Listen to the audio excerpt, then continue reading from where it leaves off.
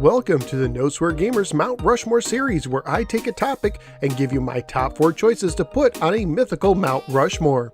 You know, nowadays when a new system comes out, typically it comes without a game, unless you pay extra for a deluxe package or a special holiday bundle. But there was a time when almost all new systems came bundled with a pack-in game to get you started, and sometimes these pack-in games made the difference whether the consumer bought the system or not. So for today's topic, we are going to cover the 4 best pack-in video games of all time.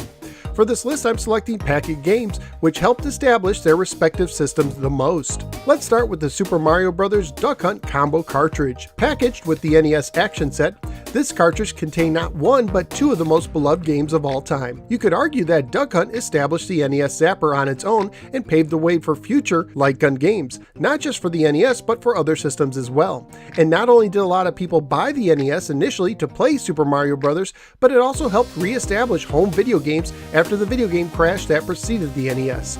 This begs the question, without this pack-in, would the NES sold nearly as well, and would the recovery of the home video game market have been delayed? Next is the Sega Genesis pack-in Sonic the Hedgehog. Initially, the Genesis came bundled with Altered Beast, a game that showed the system's ability to bring arcade games home.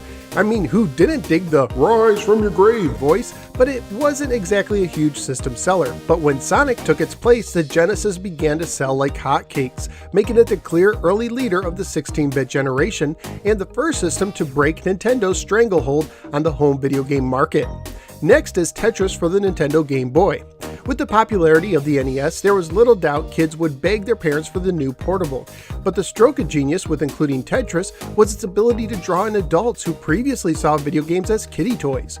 The massive mobile gaming market today owes a huge debt of gratitude to the Russian puzzle game on the humble Game Boy. For the 4th and final spot on the mountain, I'm going with Wii Sports for the Nintendo Wii. When the Wii was first announced, the gaming community was underwhelmed with the system's graphics and skeptical of how motion controls would work. Who knew that Wii Sports would make it the hottest system of its day, with the system constantly selling out for over a year? While Tetris seemed to reach working adults, Wii Sports got everyone playing, from toddlers to grandmas, to the point that nursing homes even began installing the system so its residents could play Wii bowling. To this day, no other pack-in has reached such a wide demographic. So what do you think? What 4 choices would you put on your mythical Mount Rushmore? Feel free to let me know in the comments below. Also, feel free to click the like and subscribe buttons and to follow me on the Facebook and the Twitter. Thank you for giving me a little part of your day, and I look forward to seeing you next time in the next No Swear Gamer video.